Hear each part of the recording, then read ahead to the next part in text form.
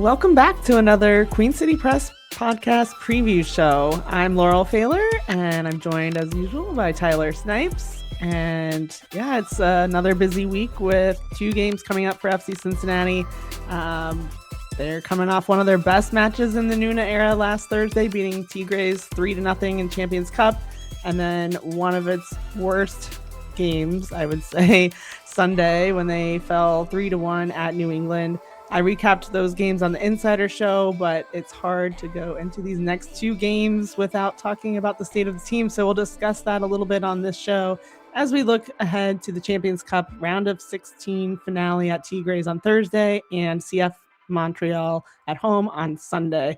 We'll be bringing in MLS on Apple TV play-by-play announcer Nate Bukaty, who has been with us before. He'll join us to help break down these 2 matches. But Tyler, what do you make of this team so far and all the highs and lows within this last 8-day span? I really don't know what to make. And obviously we'll get into some of this with Nate, but one thing I guess you and I can talk about beforehand would be, do you feel like there's an asterisk on the Tigres game just because of their travel issues and all that? Like when you say it's like one of their, biggest wins like of the era, I just kind of go back to that. Like, how these guys are, like, how big routines are, just things going to plan is like so important to them. Or is that me just being harsh? Like, it's not quite like the Tigres Columbus Crew game where the Crew were worried about, crapping their pants on the field or anything. It's not like that dramatic, but I do think there's like a little bit of something that like was naturally going to like tilt it to Cincinnati beyond natural home field advantage. But I don't know. Like, does that take the staying out of that win or like the boost out of that win that if I bring that up? Yeah, I mean, it does. I think you have to consider that Tigres had just gotten off a plane. I think was it a 5-hour trip for them, or was that factoring in? I don't know. Yeah, I think they got there at 5 p.m. local time for like an 8 o'clock kick. Which is like, they got there at 3, so it was 5. It was 5 hours in between, but I can't remember how long the flight was. I thought I had seen. Trying to remember, whatever it was. Regardless, they didn't have much time from getting off a long plane ride to then going into the game.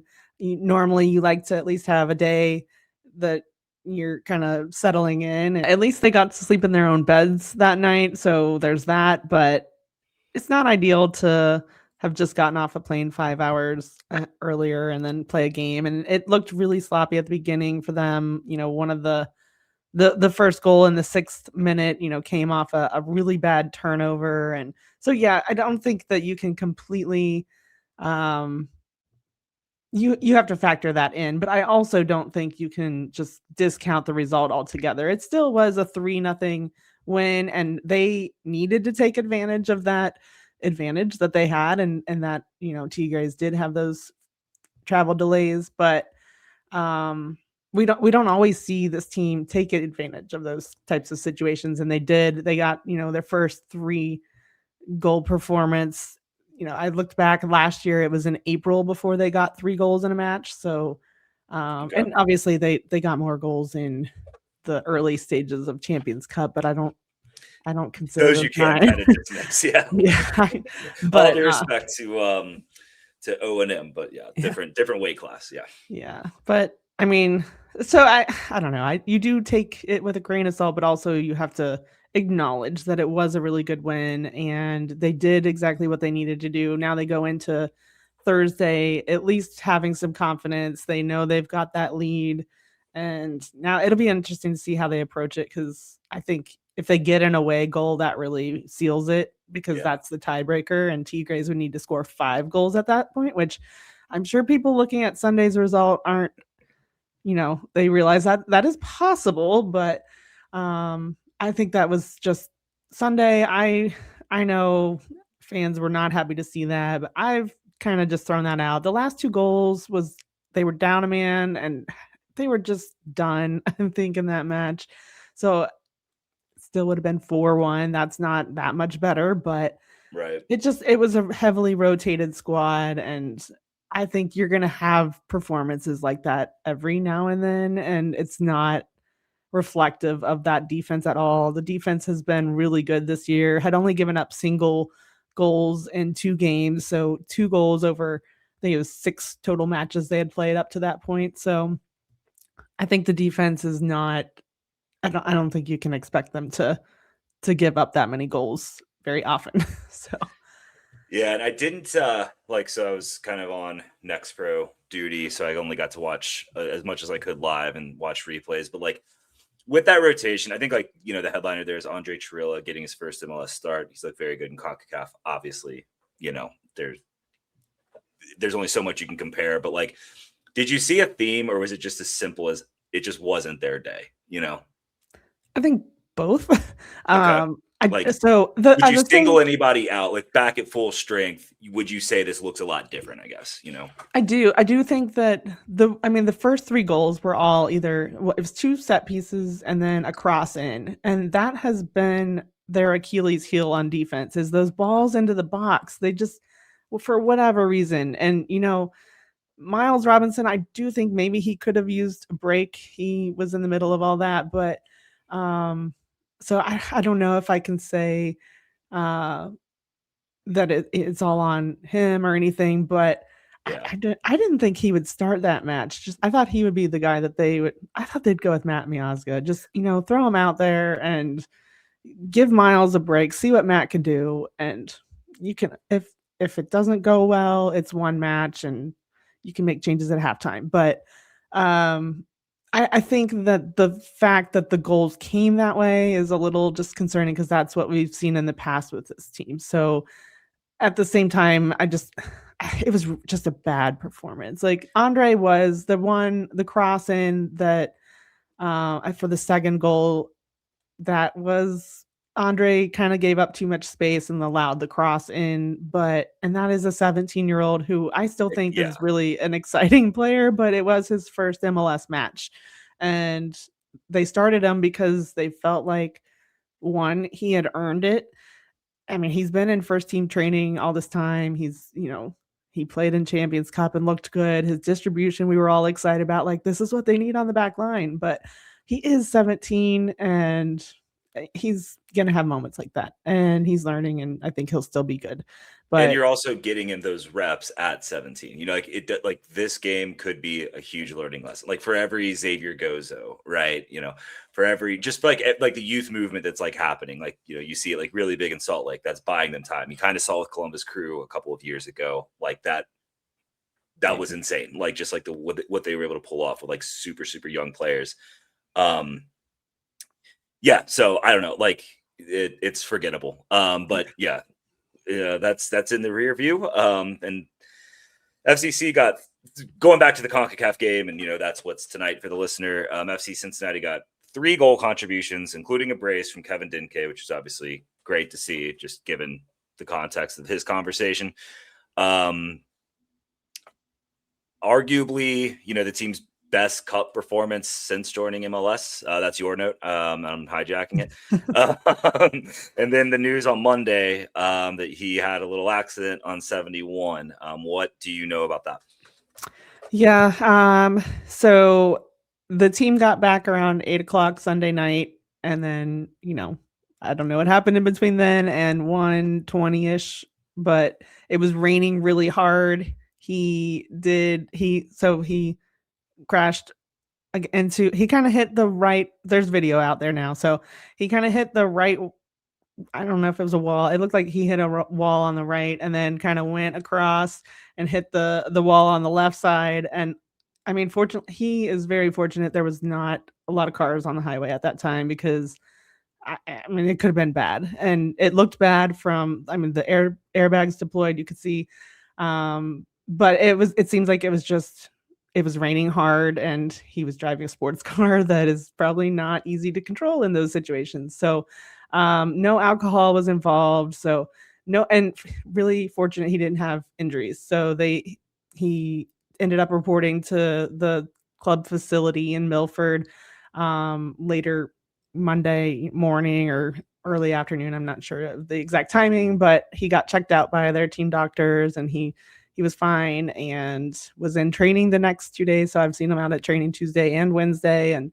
seems good to go. And he had posted on Instagram, something about grateful for life, and I think he knew it could have been really bad. So it was a scary, video had gotten out of, from a Citizen app report where someone was filming and the tow truck taking it away, and it looked really scary. You didn't know for a little while. I was, trying to figure out what all was going on, but I was happy to be able to report that he came through it okay. So seems like, yeah, it could have been bad, and fortunately it wasn't.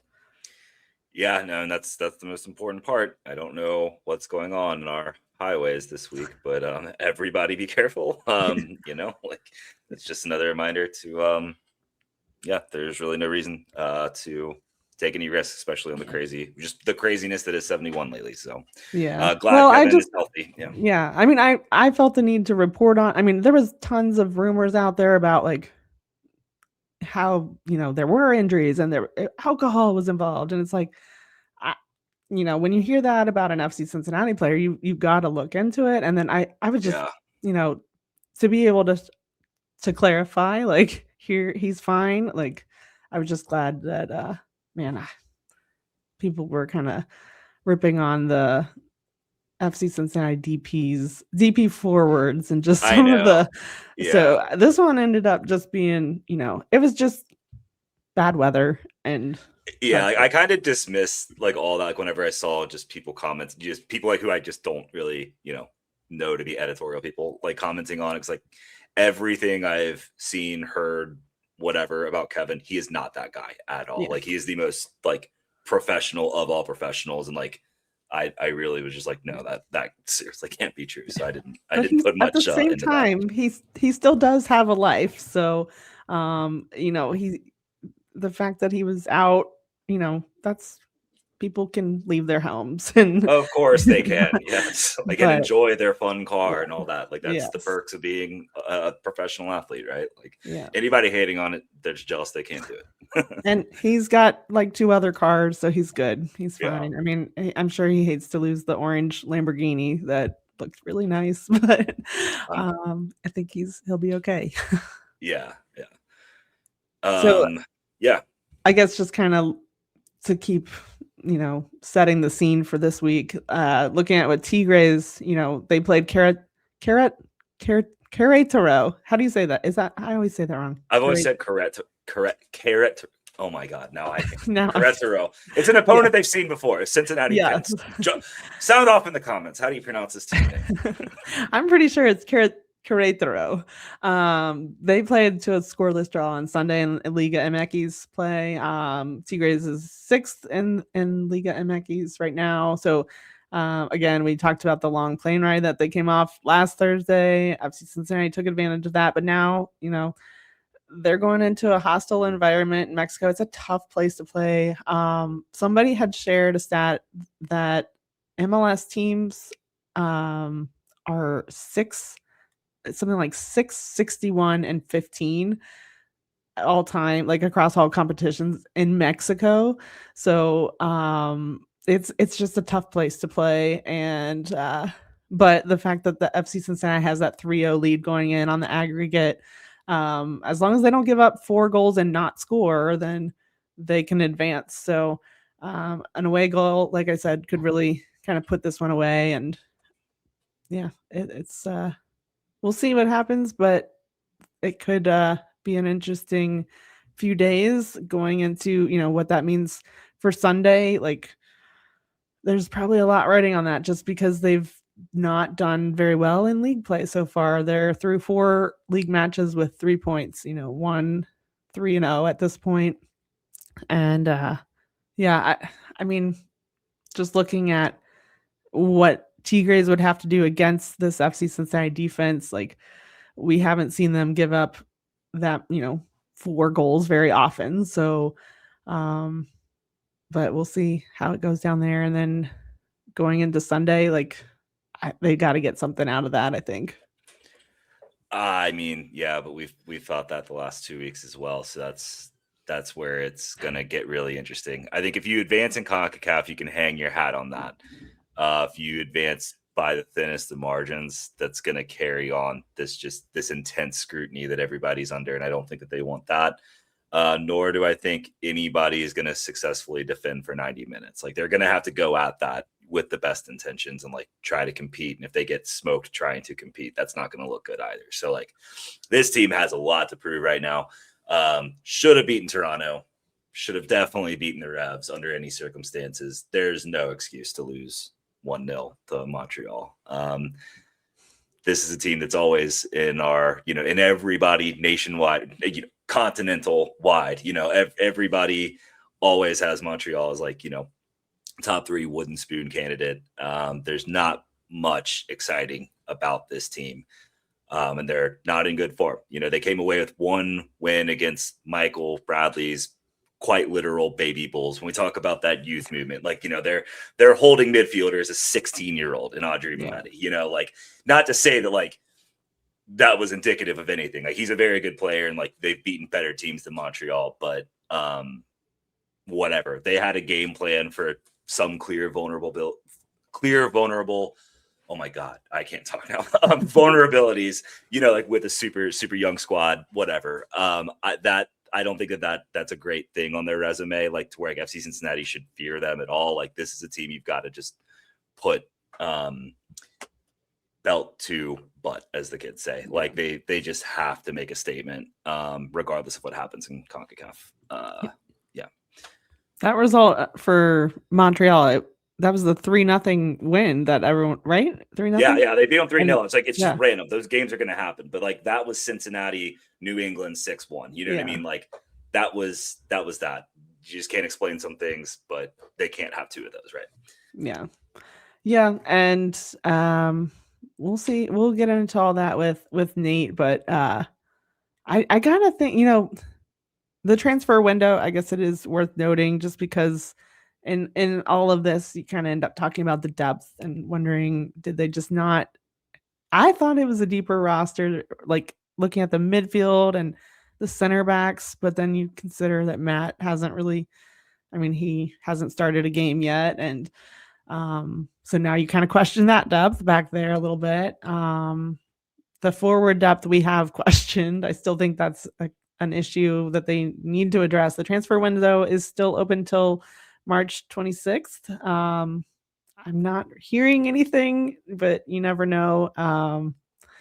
The amount of GAM that they have available is very slim. So that, I don't know if that, I think they could still move someone off a U22 like Gilberto Flores. I think they could take him off a U22. I think a U22 forward would be a great way to address that issue if they can find a young, exciting player and, be able to take advantage of the benefit of the U22, where you don't have to factor in that transfer fee into your salary cap. So I don't know if they could do something like that. That might be something to look at. Otherwise, I still feel like this is a team that tends to look at who's still available on the market, free agent wise, that they can bring in anytime. So even if they don't make a move by next week, maybe they still can add someone in free agency, but we'll see. Maybe by this point next week, we're not worried about the depth because they have gotten a good result at Tigres and beaten Montreal. Kenji and Bobadem scored 4 goals to make to really leave no questions about that forward depth. There we go. Though I think he's kind of a wing back for them now, so we'll see. Whatever, man. Yeah. Well, we'll jump into the match with our guest for this week. But first, a word from our sponsor. Today's episode is sponsored by Hoist. Hoist is IV level hydration created to fuel adventure, increase performance, maximize capabilities, and power the grit that gets things done. Hoist is more than a sports drink, a lot more. It's carefully formulated, aggressive hydration science, and research in action. Hoist is clinically proven to hydrate 110% better than water and keep your body hydrated longer. Hoist is half the sugar and 3 times the electrolytes, with no artificial dyes, preservatives, or artificial sweeteners. No surprise then that Hoist is the trusted and preferred hydration partner of the U.S. military and the U.S. Department of Defense. Well, thanks to our friends from Hoist. glad to have them a part of the show as usual. And again, if anyone else is interested in partnering with us, be sure to reach out and I'll get you a media kit. Contact us at thequeencitypress@gmail.com. So let's go on and bring in our guest for this week. Nate Bukaty joined us. He was actually our MLS season opener guest going into that first match against Atlanta, and he was excellent. So I'm so happy that he could join us again. Again, he's a play-by-play announcer for MLS on Apple TV, one of the most respected voices in American soccer broadcasting. Previously, was a lead commentator for this for Sporting Kansas City from 2015 to 2022, but he's been in broadcasting for more than 20 years. And be sure to check out his book. You can pre-order it on Amazon. We'll bring that up again, probably, I'm sure. But that is called Perfect Pitch: How Kansas City Became the Heart of American Soccer and Landed the World Cup. So congrats to him on that. And like I said, you can pre-order through Amazon or his website, which is natebukaty.com. And we'll have that in the show notes. Well, thanks for joining us again, Nate. We are just thrilled to have you back. We really enjoyed our conversation going into that Atlanta game earlier this year. So welcome back to the Queen City Press podcast preview show. Thanks a lot for having me, guys. I'm excited to be with you again. Excited to be coming back to the Queen City this weekend. I'll be flying in. I've got Toronto, Columbus on Saturday, so flying in Saturday night, and then quick turnaround. So a fun little doubleheader this weekend with both the Ohio teams. Yeah, well, we're keeping you busy because we're going to talk a little bit about the, FC Cincinnati goes back into Champions Cup play Thursday night at Tigres, and it seems like a big week for them just in terms of, obviously they want to advance in Champions Cup, but they're not doing so. FC Cincinnati's not doing so well in MLS play. So that Montreal game on Sunday, I think, is going to be important just for calming the fans' nerves at this point. But, I guess, how are you seeing things just going into this week for FC Cincinnati and just kind of the state of the team at this point? Yeah, it's. I know it's been a bit of a disappointing start to the season for Cincinnati, and I thought it's really interesting because three of the more consistent teams, in my view, over the last few years in the Eastern Conference have been Cincinnati, Columbus, and Orlando, and they're all off to rough starts. And then Philadelphia as well. I guess I should put them in the mix. They've been very consistent as well. Supporter Shield winners a year ago, and they're off to an absolutely dreadful start. So it's interesting, right? I guess this is Major League Soccer. We always need to remember that this league is it's volatile. You never know from week to week what's going to happen, and also from year to year. I do think, I think it's interesting. I just had a call with Henrik Rudstrom from Columbus a little while ago, and we were talking about their difficult start. And, one of the things I brought up to him was, they're still looking for their first win. At least Cincinnati's got that monkey off their back. But I was talking about, you guys have seen it. You guys have covered the league long enough to know that almost every team goes through a stretch where they're on the struggle bus for a month or so. And unless you're one of those Supporter Shield winning teams, and I know, Cincinnati in that mix, but even Cincinnati's had their stretches right through the course of the year. It's just hard in an MLS season, especially when you get into situations where you got a congestion of matches, when you're playing on multiple fronts, you're playing, back in the day, if it was Open Cup, if it was just because you might have some Wednesday matches piled up, that can make a big difference. I know we'll get to that with what's going on in Champions League. I don't think you can't separate the two, right? These things are related with the way the Pat's got to pick his starting 11, with the energy level that the team brings against a team that might be well rested. So you have stretches like this. When it's at the start of the season, I think it feels more magnified, right? If you get off to a really good start and then all of a sudden 2 months into the season, you go through a little bit of a stretch, you still look up at the table and you're like, we're doing, it doesn't feel like as big a crisis. When you get off to a start like this, I think it feels like a bigger deal. Now, which of these teams can correct themselves? Look, Orlando, they let go of their coach. Philadelphia have gotten put to the sword a couple times. Now, I know Cincinnati just had a result like that too, so I don't want to poo-poo that. But I don't think that. I think that's one's a little bit more circumstantial than it is a situation where look at how big of a mess Cincinnati are right now. I feel like they're going to settle some things down. They'll get some things sorted out as the season goes on.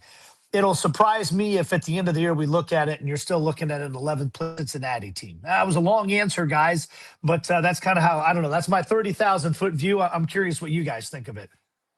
Yeah, and it seems like the priority right now, they're just in a favorable CONCACAF Champions Cup situation, which I think is, any team would be envious of. You got to work very hard to qualify for it. But, what do you think it does to a team when they try to balance both of these out of the gate and your depth just doesn't turn out to be what you thought it was? Do you stay prioritizing one competition over another? We know a coach would never admit that, but do you think there's anything to that, just given where Cincinnati is right now and, this great position they have, at least heading into tonight? Yeah, I've seen it firsthand. I was a play-by-play announcer for Sporting Kansas City in 2019, and they went to. In fact, I got to go to a match at Estadio Universitario in Monterrey because Sporting was playing in the semifinals at Monterrey the next day, and Tigres was playing against Santos at the time, and so we got some tickets, and I went and got to go watch that game in the stands, and it's a great atmosphere. It's, by the way, just a little aside here, it's a juxtaposition because Monterrey, where they're kind of like they almost seem like the nouveau riche in that town between the two rivals because they got the brand new shiny fancy stadium that's going to be played in the World Cup. And Estadio Universitario is a little more earthy. It's been around for a long time, but I think that the atmosphere was better there to me from the crowd standpoint and all those things when I went to that game. So it's going to be a tough spot for Cincinnati. I think that's one thing you got to remember is just because you have a 3-goal lead, you don't take this tie for granted at all. And I'm sure, I'm not saying anything Pat Noonan doesn't know. They got to be ready to go down there and play for this game. What I saw in Kansas City, that was in a semifinal where they had beaten Toluca in one round. Then they went to Panama, won a game against La Chorrera in Panama, and then they got to the semis against a really high-powered Monterrey team at that time, and they got hammered. And what ended up happening was a season where Sporting thought they were, contenders in the West. I think they were still in the they were in the West. Yeah. The whole season fell apart from there. And I'm not suggesting that's what's going to happen to Cincinnati, but it can happen. If you run into if you don't rotate your squad, you try to run out all your guys, which is kind of what Sporting tried to do, is run out their first team. And they had like Champions Cup game. Then they had opener at LAFC, then right back down to, Central America for another Champions Cup game. And all of a sudden, a handful of guys got hurt, and the team just never recovered. Now, I've also seen a team like the New York Red Bulls. I want to say it was just a year right before that, 2018. They went all the way to the final, and it didn't seem to affect them at all. I think they won Supporter Shield that year.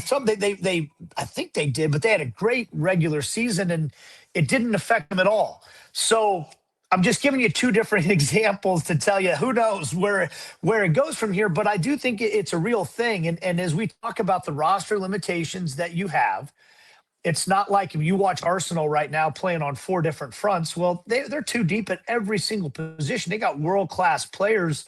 They can rotate with almost zero drop-off. How many teams in Major League Soccer really have been able to acquire that kind of depth? Almost impossible because of the roster, regulations. So what Pat's trying to do right now with rotating the squad and dealing with this is a challenge. I don't know what the right answers are for it. I do think the good thing about it, if you're a major league team, is with the playoff format, it's more forgiving. You don't have to finish in first to put yourself in a position to go win MLS Cup down the road. And I know that's the ultimate goal for Cincinnati. They won Supporter Shield. They want to win that MLS Cup.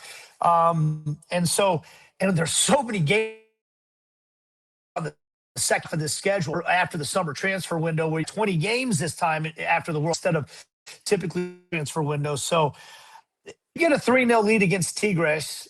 you're good enough to go compete with, I think, everybody pretty much in this competition. So I don't blame them at all for prioritizing it right now. I'm giving you guys long answers today, guys. I don't know what's in me. I'm not sorry, but Hey, no, the more you talk, the better. No worries. I was trying to unmute myself, so sorry for the pause there. I think the thing that Pat Noonan is running up against is that, and maybe some of the noise we're hearing from the fans right now is just, I don't think the fans are really bought in on Champions Cup. Like, they are concerned about MLS play. They want to win an MLS Cup, and they view it as, we got to, put ourselves in the standings as high as we can so we can have home games, and this is how we're going to win an MLS Cup. But Pat Noonan is looking at the first trophy on the table right now, which is Champions Cup. And then you also see, the other teams in this competition outside of Philadelphia Union. I mean, LAFC, LA Galaxy, Nashville, Seattle, Vancouver, San Diego, and Miami all at least have 7 points in MLS play. So I think that's what he's kind of running up against, is these fans see that these other teams are still doing well in league play. FC Cincinnati is not, and this was a schedule that they kind of viewed as favorable for FC Cincinnati coming out of the gate with, teams that have traditionally struggled. So I guess, and that's another team. We'll get into Monterey, or not Monterey, Montreal in a little bit. But I guess, I think that the fans should be excited about this opportunity in Champions Cup. I don't think agree with me necessarily. Some do. But I mean, what is the key to, because you mentioned how that hostile environment, how tough that is. What is the key to advancing? And could this be a situation where maybe the fans get concerned because they see them parking the bus just to survive, when maybe they need to, get out on the front foot and kind of put the series away? What do you think as far as the approach? Well, I'm actually kind of curious your guys' thoughts, and I'm not to take the conversation in a different direction, but why don't people care about the Champions Cup? And what can we do about that? I think because I think that's wrong. I think you should care. This Leagues Cup is great. I think it's a great competition. That's not the entire continent, right? I mean, this is your continental championship. This if you win this, you get spots in the Club World Cup type of thing, and it kind of disappoints me, and I get it. Maybe it's the American mindset of, we only can focus on one competition at a time because that's the way our sports calendars shake out, and in some sports, we only have one trophy. We don't have multiple trophies that you can chase. But I feel this way, and maybe it was because I learned a lot under Peter Vermees when I was starting my play career. But he said all the time, he said, look, we mean what we say here in this club. We're about winning things. And the trophies are what we want to win. And we want to win every trophy that we're a part of. And so during the Sporting Kansas City's little, I would call it a dynasty. They won 4 trophies. What was it, in 6 years? And 3 of those were Open Cups. And the Open Cup, the U.S. Open Cup, was the first one. And I know they always wanted to win that Champions Cup and Champions League, as they called it at that time. And people can say, hey, yeah, maybe it torpedoed a season for them in 2019. But don't you want a manager that wants to win? I mean, don't you want a manager that wants to go after trophies that are that are there to be won? I don't know what you guys think. It makes me kind of sad to hear that that the fans would rather you not try to go win a trophy like that you have a chance to win. I don't know. What do you guys think? I think one way you fix that is go ask Seattle Sounders fans about it. Yeah. Yeah. I feel like we've been asking guests, and I, try to ask the players what this means to them, just to kind of help educate the fans a little bit. But it's a huge trophy on the. Go ahead. And I'm sorry, Laurel. But Tyler, to your point, Seattle's again an interesting one, because that's another good example of, they won, and it was in a way a Pyrrhic victory, right? Because they lost their defensive midfielder, the heart and soul of their team, and it torpedoed the rest of their MLS season. But if I'm a Seattle fan, I'm strutting around going, we're the only MLS team to win this dang thing. I still think that if this league is, we all here in present company want to see the league be successful. We want to see the league continue to grow. And before we can even set our sights anywhere near those top 5 leagues in Europe, you got to be able to go toe to toe with the best teams in Mexico and beat them on a consistent basis. And I'm not trying to dismiss the Leagues Cup at all. I love the fact that we're going to get some matches in Mexico this time around, because up to this point, to me, the only time you can really claim a championship on this continent is if you win this competition, where you got to go down to their place. Everybody's kind of playing on an equal footing in that regard. And I think it's great. Now, I can't tell other fans how to feel about it. And the timing of it's weird. I get that. Like, it's early in the season. It's not like, if you're playing in Europe and you play in the UEFA Champions League, that's coming at the end of the season, just like all the other trophies that you might win. This one, it is kind of weird because it's early in the season. But to go back to your point, Laurel, what does Cincinnati need to do in this game? I do think it would be silly for them to open the game up. You don't want a wide open game when you got a 3-0 victory. And I think that Pat Noonan's teams know how to shut up shop a little bit, make it highly contested in the midfield. Don't give things away. Don't make this a transitional game. You've got the opportunity to pick up a goal or two if they've got because they're going to have to throw numbers forward like crazy. I mean, Tigres going to have to take all kinds of risks, I would think, in this game. And you've got the firepower to go make them pay with a goal or two in that regard. So I think a pragmatic approach. I'm not going to tell Pat Noonan how to do his job, but that's kind of what I would expect a little bit in this situation. Yeah, and staying on Seattle, just for FC Cincinnati fan perspective, I just want to see what your thoughts on this are. I look back because I remember them starting the year very slow last year, and if I didn't fudge anything taking notes, they only got 1 win out of their first 7 MLS games. They go on to win Leagues Cup against Messi's Miami. They have like a super unlucky run in they got eliminated from the playoffs without losing a game, right, to Minnesota, and they were a legit contender. Just throughout the years, have you seen teams and I don't think Seattle's an anomaly, right? Have you seen teams have these slow starts, but then be able to turn it around? And do you still view at least the power of this Cincinnati group as one of those teams that can turn it around? Or are you kind of humbling your expectations just based on what you've seen the first few weeks of them? Absolutely, teams can turn it around in this league, 100%. And again, that format. Now, can you overcome a slow start like that and win the Supporter Shield? Probably not. But again, what we've talked about is I don't think that's near the top of the priority list for FC Cincinnati right now. Not that they would turn it down, but I just think they've got bigger fish to fry. Do I expect this team to be better? Yeah. Now look, I'm doing that annoying thing where you ask questions and answer them yourself. So I'm gonna do it again. Do I think there are concerns? Of course. And I know, Laurel, you and Pat had that exchange after the game the other day. Look, when I got to go over the opener, the conversation was, okay, where's the attack going to improve for Cincinnati when they didn't go out and make a big money signing? And by the way, I remember at that time the conversation was, can you really afford to make a defender a designated player when it hardly ever happens in the league? And that first game against Atlanta, Miles Robinson was the best player on the field as far as I'm concerned. He was it was like he was out to prove to everybody, yeah, this is why I'm a designated player. But the question was, okay, how do they get the attack going?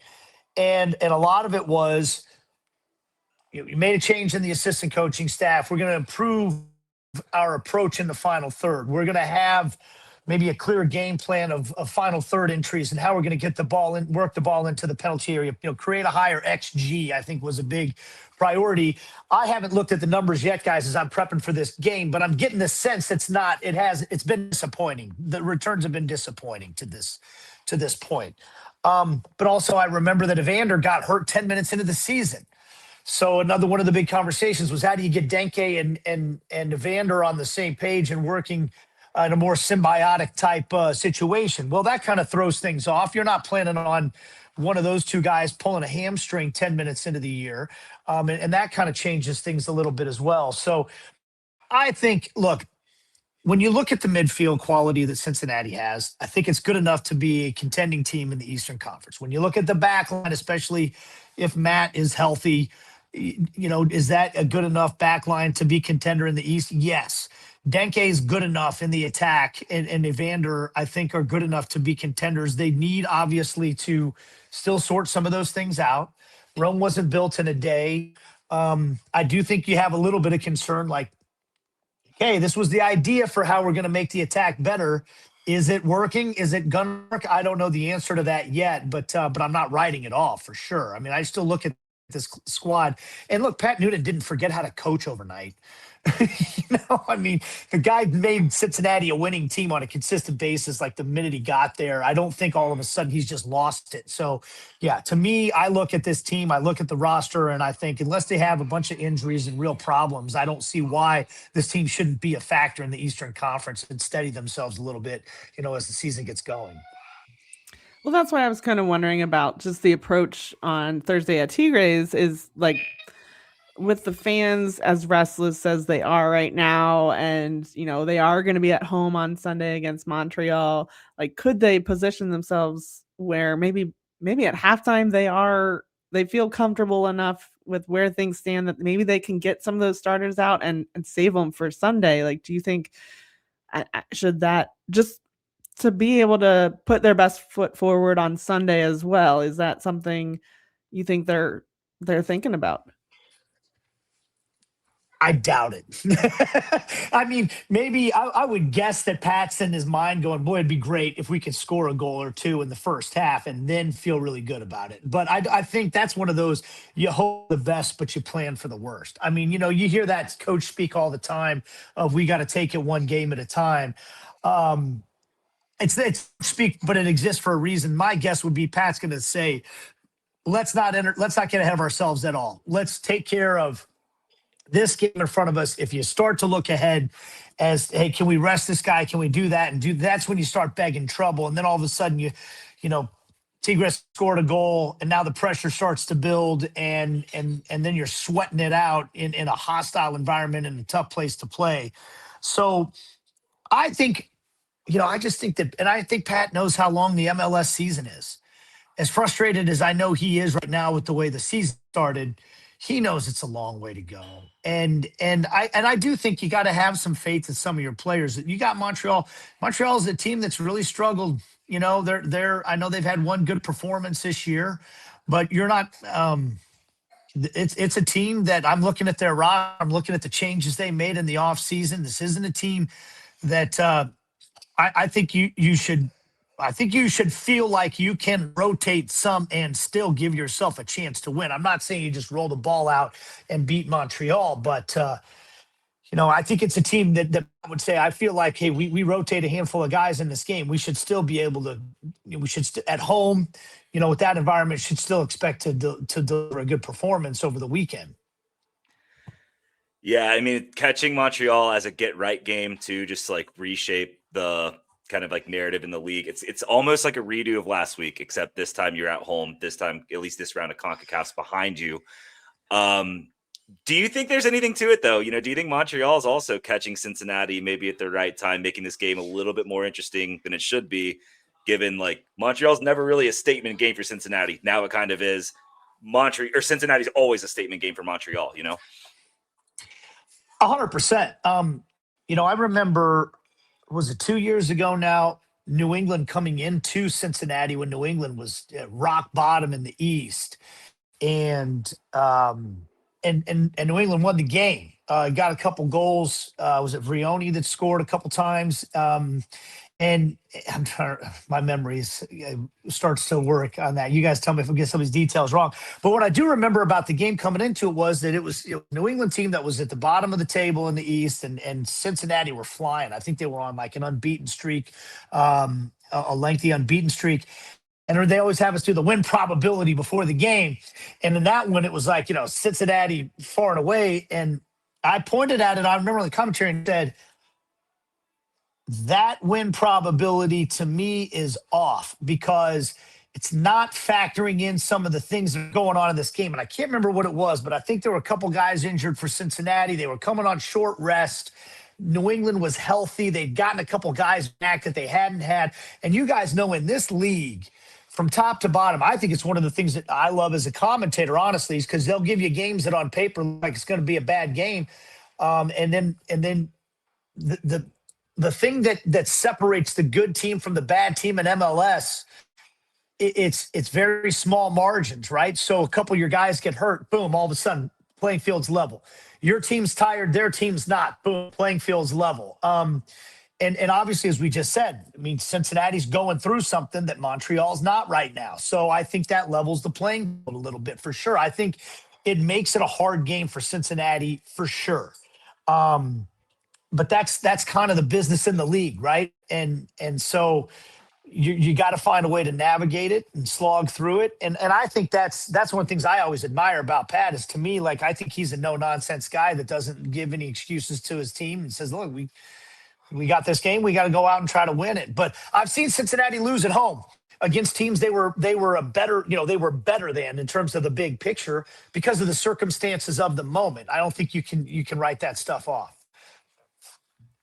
Well, it's a tough start to the season for Montreal, being on the road until mid-April, if I'm correct. They got a nice 3-0 win against Red Bulls, but then also have 3 losses, including the first 2 by a combined 8-0 score against Chicago and San Diego. They retained Marco. Is it Donadell? Donadell? Yep. After he was the team's interim manager for most of last season. What do you think the expectations are for him in his first full year? I don't know what the expectations are in Montreal, to be perfectly honest with you. Like I said, I mean, this is a team that they haven't invested at the same level that the other teams in Major League Soccer have. I think pure and simple. It's I don't know how you sugarcoat that. That's just been the case. When you look at the designated player usage and things like that, they just haven't. But they have some good players, and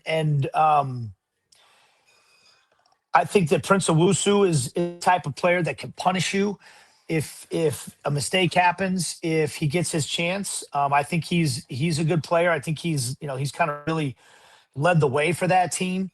But I thought their result against Red Bulls was a stunning one when I saw it, when I saw that scoreline, because of the way that Michael Bradley's got that team going. But the thing that I think you have to remember about Red Bulls is that's a really young team, and youth is a lot of times inconsistent. You get the highs and the lows, and I don't know how much of that played into that game for Montreal and Red Bull, but it's hard to see. Like I said, it's hard to see. Like it's hard to qualify or to characterize Montreal as an ambitious team right now. I just, like, the first thing you do when I start getting ready for a team is looking at, okay, the offseason acquisitions and offseason departures. Who did they bring in? Who did they let go? And a lot of guys they brought in, you're talking about guys like, Dagger Dan Thor-Halson. Was a good, solid fullback in this league. Lost his job to Alex Freeman when he was in Orlando. So he was a backup in Orlando, and they trade for him. You look at Aviles and Aviles, the guy who was mercurial, I guess would be the best way to put it, in his previous stop, but does have, MLS experience. I just don't, I didn't see a big splash or anything like that. So, but again, it's MLS, right? And we talked about some of the circumstances that kind of make it difficult for Cincinnati. So I expect it to be a hard game. I did a Montreal game in Columbus last year where they took Columbus to the wire. I think Lassi Lapalainen had a goal at the very end to win it, if I remember that one. But it was a game, and Montreal made it a game. You mentioned that weird, they're used to it. I guess the guys that have been on the team by now, they start the season on the road, a ton of games. It's an interesting thing, guys. I've got Toronto on Saturday. They're in a 9-game homestand right now, which. That's a Canadian team, and then Montreal's like in the middle of their typical, opening up the season on a big road swing. That's got to be tough for them too. No, it absolutely is, and like they've got they've got the Canadian Cup as well, which I like. It just falls so far in the background. Like they've got their things too that that play into it. Speaking of their roster being just always, they're just kind of in their own world. I'm not sure if you like. This was interesting when I looked into it. The Ivan Jaime situation, the player that they have on loan from Porto. It seems like they're going to be cautious with his playing time so they don't have to trigger a purchase. I don't know. I just feel like that's just like when you talk about, let's say, the unique way that they go about their business. I can't remember the last time I've seen that, like not like having a player, not needing him to do too good just because the long view. I don't think they actually, I guess, want to take on like a proper 10 right now and like invest that much. But like that wasn't plan A when they started him. Like, have you gotten a sense of like what that is, or is that one just super unique? And I don't know. Yeah, I don't know. I don't really know how to process that one. So it's so weird. Yeah. I mean, yeah, yeah. But they have Wiki Carmona, and I think he aided, that Red Bulls performance. Burning your old team always feels good. And he is somebody who fell out of that Red Bull. Like he could have been part of that youth movement. He didn't. And I think this is the right team for him where he's flourishing. Do you feel like, are you super high on him at least in what you've seen so far? Yeah. Like, I guess that's what I would say is the players a lot of the moves they made were bringing in guys from other Major League Soccer teams, right? Thorhalson, Aviles, and Brian Vera. But yeah, I think Carmona's a solid pickup. Like I don't think any of them are bad pickups, honestly. Like I think they're all good, solid Major League Soccer players for the most part. Like I said, Aviles is he's mercurial, but he played on a championship winning team. So I think they're all good pickups, and I think Carmona is a good pickup. So he's that team. It's just the thing that you do see that's lacking is, okay, I mean, we're talking about designated players, right? You guys know this as well as anybody. The conversation about Miles Robinson is a big one because everyone knows that you only have these 3 opportunities to get a truly transformative player on your roster. And if you waste one of those, it's it can be catastrophic. Well, what if you're a team that doesn't even use them? Like what if you're a team that just doesn't even go out and try to get big name players that are going to make a difference for your team? How do you compete in this league when we're at a stand? Like you guys know it. I mean, you guys see how much money it costs to bring in Denke and Evander. Everybody in this league, for the most part, is using those spots and spending some serious money to bring somebody in. So if you're not doing that, how do you really contend in this league? Well, and just looking at, like you mentioned, some of those moves that they made within MLS, like Aviles, Vera, Thorhalson, like that's all defensive players too. How much are they hurting? Just not. I mean, like I mentioned, they gave up 8 goals over those 2 games against Chicago and San Diego. I don't know. What are you seeing? I guess just let's talk about the defense a little bit because those were some of the moves that they were relying on and just don't seem to be panning out quite yet, at least. What are you seeing on that side of the ball? Yeah, it's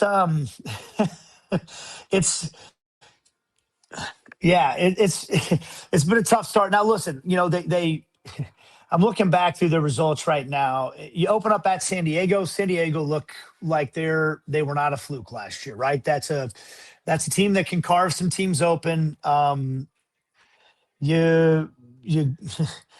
Chicago, though, I just had Chicago last weekend, and that's a team that, for whatever reason, has not been a good home side. They were bad at home last year, considering they made the playoffs. I just had their game. They lost at home to DC United, which has not been one of the powers for a long time.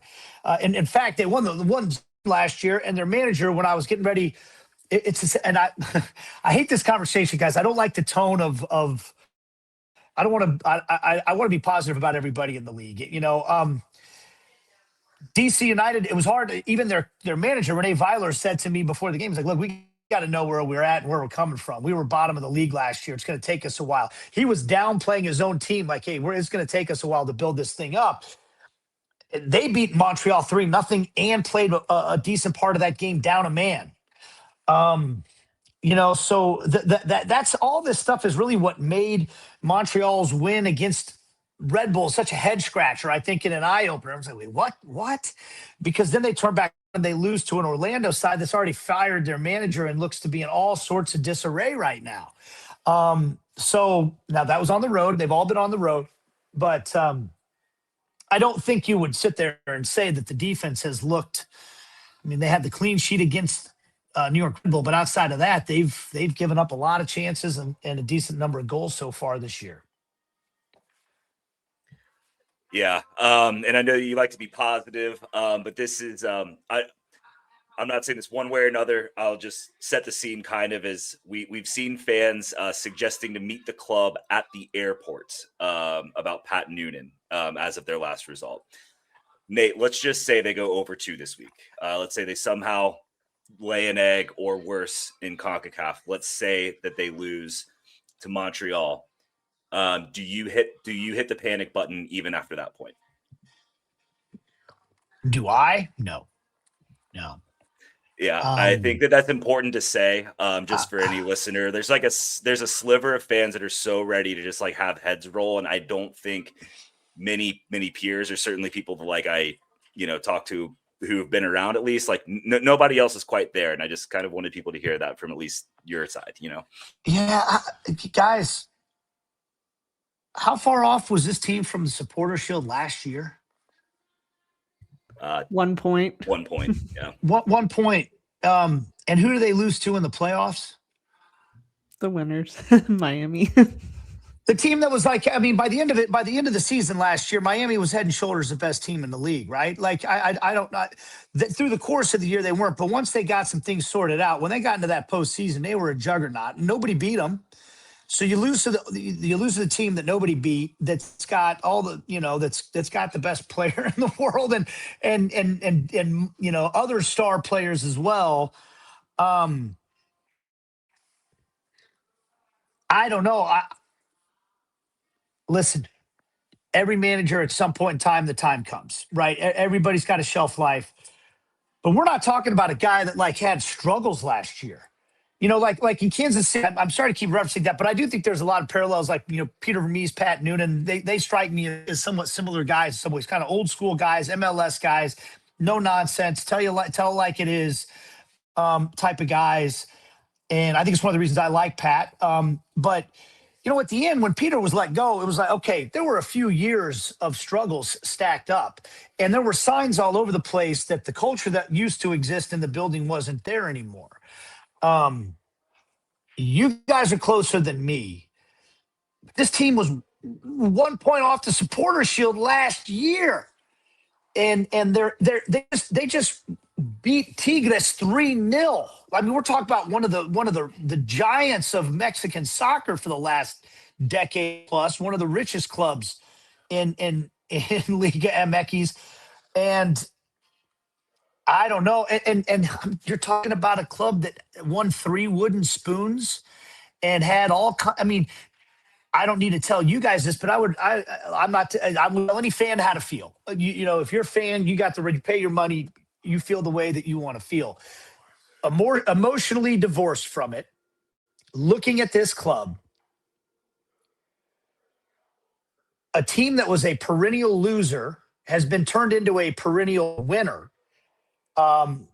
It's a 4-game stretch we're talking about here that the team has struggled a little bit. And not only was it a perennial loser, the revolving door at the coaching position, right? Like I look at a lot of these clubs and around. I mean, I bring my scope out and look at other teams across the world. Like, look at the spiral that teams like Manchester United and Tottenham Hotspur have gotten into, where it's like, we're just firing a coach every year, and we can't ever get any traction because we can't get anything built because the next coach loses a bunch too. So we got to make a change again. He wanted to play this formation, but we had to fire him. So now we got this guy and he wants to play this formation. And then we got to fire him. You can't assemble a roster that actually has any continuity to it because, again, I just got off the phone with, Henrik Rudstrom is in Columbus, and he's trying to figure out how to get the pieces that he inherited to play, and he decided I'm not going to shoehorn them into the way that I played in my last place. I'm going to try to see if and they're struggling. So he's like, well, do I need to change it over to the way I played in the past? Do you want to get into that cycle as a Cincinnati fan base because of a 4-game stretch where you started and it's disappointing, or because you haven't had the success in the postseason that you want to have? A lot of these teams, I mean, look, one team's MLS Cup, right? But I've seen a lot of teams over the years. It's like they get there, and then finally they get over the hump. I don't know, man. It seems wild to me. It seems wild to me to turn on a coach that's brought as much success to that club on a consistent basis as he has. I'm hoping that's a vocal minority, honestly, and not like a majority. It just kind of seems like you're almost not remembering what it's like before he got here. And like I said, it'd be one thing if they had a couple losing seasons in a row, even one losing, like even if they were coming off of a 13th place finish a year ago. Man, no, I don't see it, guys. That's just me. Again, 30,000 foot view, looking at it from the outside. I don't think Pat Noonan's forgotten how to coach. No, I think that it comes down to that like I said, the fans just aren't bought in on Champions Cup, and so they're looking at this league start and they're saying, "Well, we were promised that we were going to see more exciting soccer, more attacking, and and league play. They were shut out twice, and I just think that probably has a lot to do with it, and too many people maybe don't even realize they're playing midweek. They're looking at those league games. I'm not sure, but I'm with you. I think they're focused on Champions Cup right now, and that's the first trophy on the table. And I think, they're in a good spot right now for that, and people should be excited about that. But what do I know? This season. Long way to go in this season, guys. Long way. Yeah. Well, I think that wraps up everything that we had to talk about with you. Is there anything else? We mentioned your book. Anything new with that? Perfect Pitch coming out. When's that come out again? Remind us. It comes out May 26th. You can order it on Amazon right now. If you just type in Perfect Pitch Kansas City, it should take you right to it. How Kansas City became the heart of American soccer, won the World Cup. I've referenced Kansas City too much already on this conversation, but I've learned a lot about the league and the construct of it and the evolution of it through my time there. And I've told you guys this before. I think Cincinnati is a perfect example. What I've kind of tried to argue in the book with the World Cup, it's the one small market that the World Cup is coming to this year. And so I think it's a great underdog story, but I also think the story of how Kansas City became a World Cup city is reflective. It's emblematic of other cities like Cincinnati. I think that Cincinnati and Kansas City and places like that, Portland, I would put in that mix, have shown almost the bigger markets in the United States that soccer is legit. And there is a culture here. There is an organic fan base here, and it deserves to be celebrated. So I try to kind of tell that story through the lens of what Kansas City did. And I think that what you see in Cincinnati with the stadium, I told you guys this last time I was on with you, that atmosphere in Cincinnati. And I would say this, I hope the fans don't feel like I'm criticizing them or telling them, because I love the passion. And if the fans are mad, that means they care. And what I would really underscore is, if you are a club, you would much rather have the fans up in arms and demanding firings and stuff like that than a fan base that just doesn't go to the games, that doesn't have any passion and doesn't care at all. Apathy is a big problem. People being mad that you're off to a bad start, that means they care. And I know the fan base in Cincinnati, they care about the team. And that's one of my reasons that it's one of my favorite places to come. So that's kind of a tangent, but that's the book's about Kansas City. But honestly, like I said, I think it's a story of this is American soccer, and this is a market just like Cincinnati, where maybe things that people from other parts of the world wouldn't expect, when it comes to this vibrant fan base and rich soccer culture. Well, thank you so much. We appreciate you tying that into Cincinnati as much as you could. I think that everyone's okay with you talking about Kansas City as long as you're not talking too much about that other team up north, Columbus, which you did Yeah. have to mention a little bit, but it's all Yeah. right. It's all good. So we appreciate your time. It's always great chatting with you. Well, looking forward to seeing you guys this weekend, and I'm looking forward to watching this the second leg against Tigres. I think it's going to be entertaining.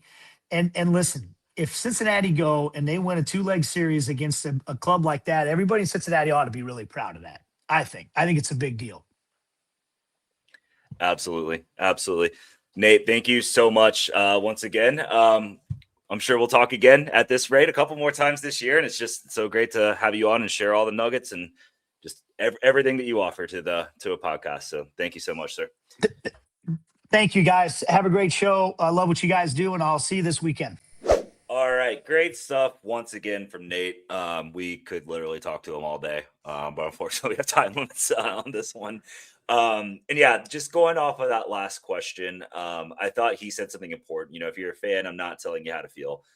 Neither am I. I just felt that it was premature, and it just made the rounds enough that it feels like there is, a decent part of the fans that feel that way. I just think that when you listen to other people around the league, like such as Nate, such as other people will have on, even Gio last week, who'd probably be the most qualified to speak on it, nobody who's seen seasons come and go is quite there. So if you're on the Fire Noonan train, you're probably like kind of the only one. And I don't say that as like a club spokesperson or anything like that.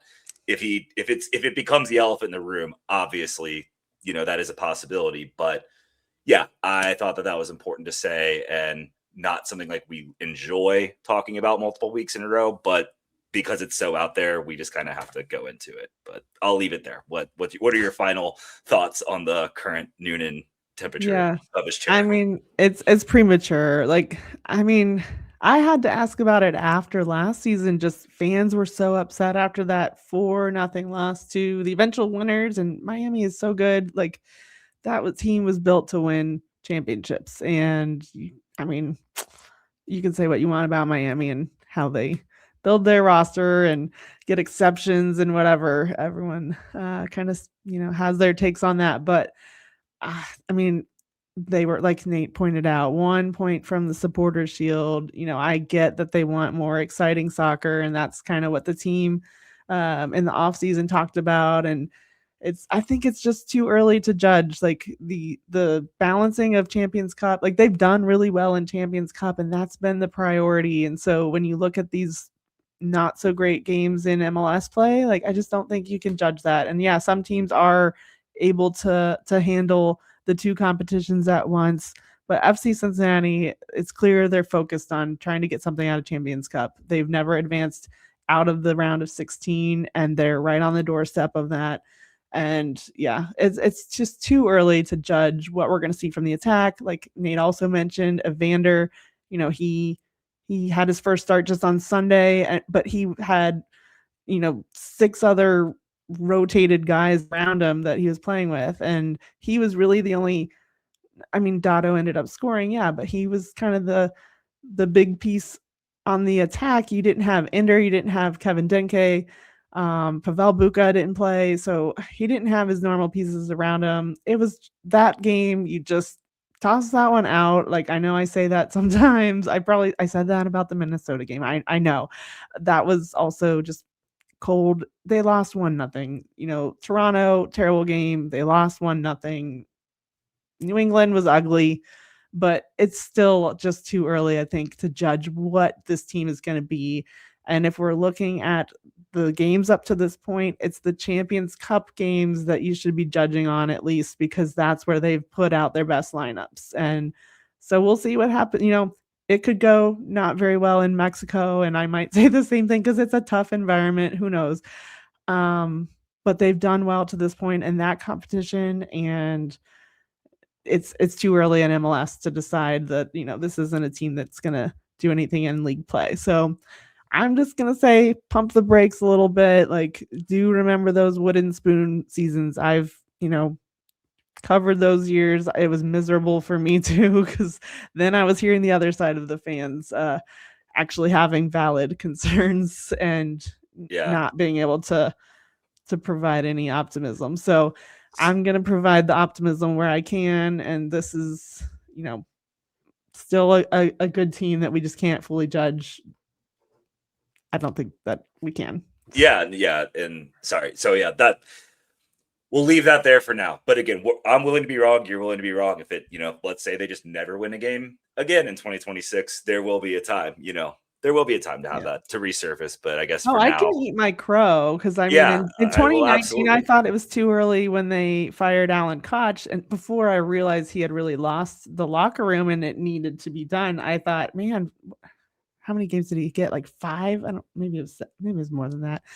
I just felt, I was like, man, this far into MLS and they're already like making this change. But yeah, that's a different situation. If you've lost the locker room, I don't think that's the case with Noonan.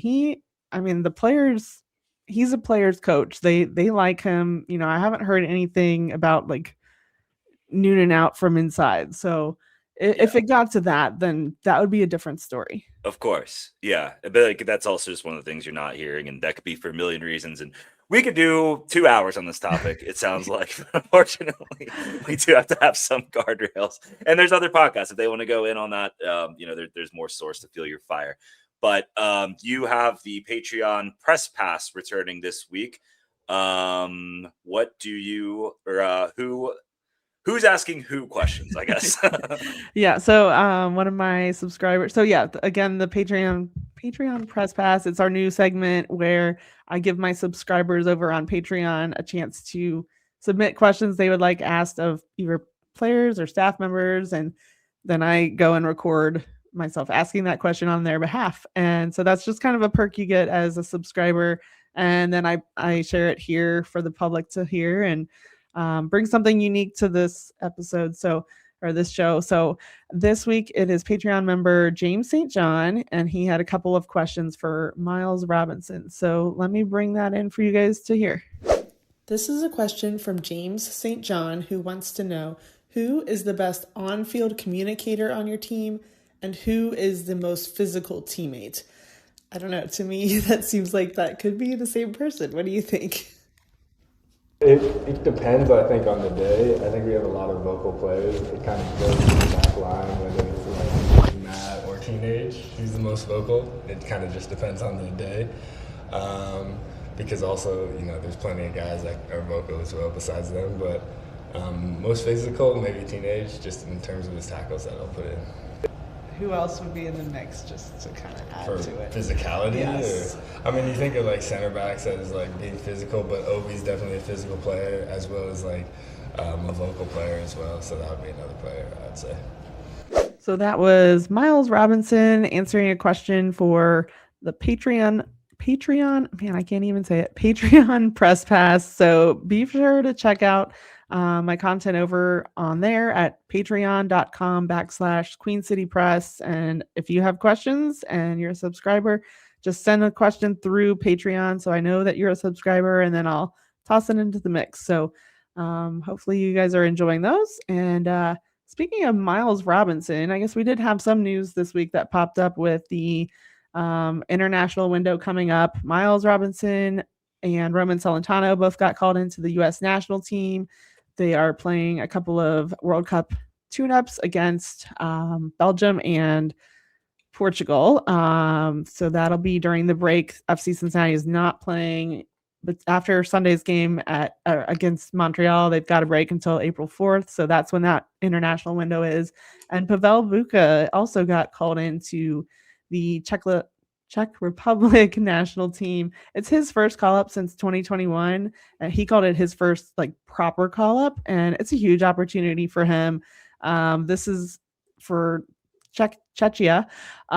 They are trying to get that last spot into the World Cup, so there are a pair of playoff games that he could potentially be a part of. That he's got to beat the Republic of Ireland on, I believe that game is March 26th, and that'll be in Prague.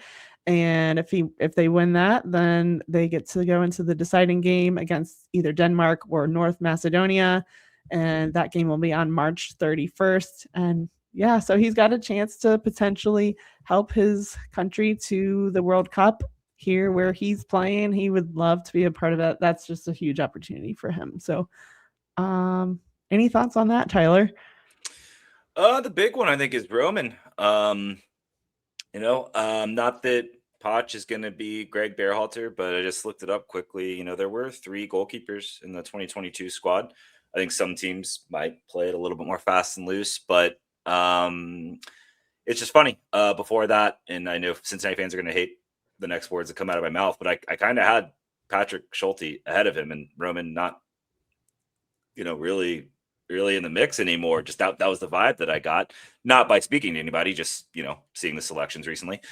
So that implies that there is opportunity for him. And I think that that's probably a really nice surprise. Is that surprising to you? I could be way off there. I personally was not expecting that one. Yeah, he was in this is his 6th call up now. It's kind of been somewhat regular the last few. He got injured in the September one. I think it was September one last year. But he was called in November.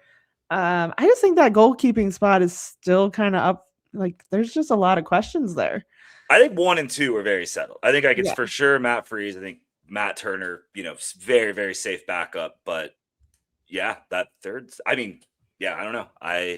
Sorry, I'm interrupting. I guess the surprising thing is that Tony Jimenez, the goalkeeping coach for the U.S. team, was at the New England game. I'm watching Matt Turner and Roman Celentano. It was a good game for him to go to, and it was not Roman's best game. So I'm guessing by then they probably already knew they were going to call him in, but maybe that played into his performance. Maybe he knew that he was there, and maybe that, nerves got to him, like putting too much pressure on himself. Who knows?